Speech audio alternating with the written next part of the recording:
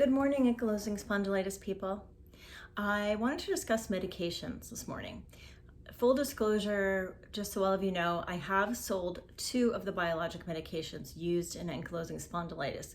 So because of that, I don't feel comfortable talking about which medication directly that I'm on right now or any specifics about them, because I feel like it would be a problem with compliance from my company's standpoint, but also as the viewer, I don't want anyone to think I'm being biased in any way or that I'm trying to push anything. You would think actually, because I had sold these medicines, that I would be more comfortable after being diagnosed going on them, but that's actually not the case, because as I've learned in the about 14 years in the pharmaceutical sales industry, every medication comes with side effects. So you really have to weigh what the benefits and risks are of anything and how it's going to work for you personally. Nobody can make that choice for you. So I really had to dive into, of course, I knew that I felt that they were safe. I felt that they were effective based on what I knew, but it's also coming to terms with, there are some side effects, potential side effects, always risks with anything in the long run. So I had to come to terms with that. I needed to do some reading. I was also scared about a needle. I have to admit, I'm not a person who likes needles. So even though I had spent a lot of time speaking to doctors about their patients taking needles, I didn't actually have a true empathy for it, which I now have. But I can tell you, after being on these medications for almost 5 years now, that I actually look forward to my injection, which may sound odd, but I mean, still not being a needle person. I use the injector pen, and I actually look forward to it because I know that I'm nearing the end of that cycle. I can sometimes feel my symptoms coming back. I know it's going to be a pain relief. So those few seconds of pain or discomfort are really well balanced by the fact that I'm going to feel better and the great quality of life that I've gotten from taking a medication for this disease. So that's something personal to me. Everyone's going to have their own journey. As far as I've been on all of the medications actually so far for ankylosing spondylitis that are out on the market, and I've had the same side effects really to all of them. Sometimes it varies a bit. It was interesting because I started on biologic medications as I was nearing my 50s. So what I found was really that a lot of people start younger, but it did actually throw me into an immediate menopause for those ladies out there, because I had just had my hormones checked and they were fine.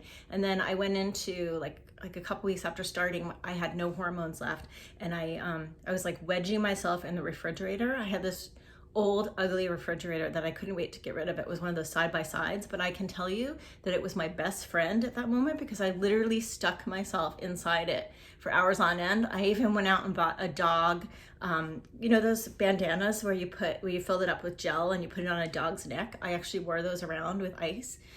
So I actually had to go on hormone replacement therapy, which fixed me right away. So that was good. I also found that my food allergies came back with a vengeance. So that was something, and then also my eczema kind of got worse. So I found some nice products for that have helped that I'll go over in another episode. I also, my appetite was extremely diminished, and it still is. I just find that I can't eat very much at one time, which was for me a good thing because going near my 50s and menopause is when you start to put on weight. So I found that's been a benefit for me, but it's definitely change. The other thing is foods. Some foods don't taste as good to me anymore. I used to love coffee, and then coffee tasted bitter to me. So I ended up being more of a tea drinker, but I still have my morning coffee because I need it for the caffeine. So those are some things. I'm trying to think if there's anything else. Those are pretty much it. I really don't find that I had any other like major things. On another episode, I'm actually going to inject for the camera, explain some of the things I use and techniques I use for my injections, so you can see that. I'm not at that point in my cycle right now, so I will I'll do that when I'm due for my injection. But for me, medications were a really good choice. The quality of life that it has given me back. I mean, I literally was having trouble socializing. I was having trouble working properly. The fatigue, the pain, I mean, it was unbearable. There were times where I reached a really, really dark place where I didn't even want to exist because the pain was so severe. And these medications really worked well. Now, I know they can take a while to work and it can be frustrating. Some people find they work faster than others. And even sometimes when you change medicines, it takes a little while to work, which can be frustrating. But for me personally, it was a life changer. Biologics have like changed just everything for me. And I know that there are risks, and I know that, and I've accepted those, but I've accepted the balance of what I think I get out of it in exchange for the risks of the medication.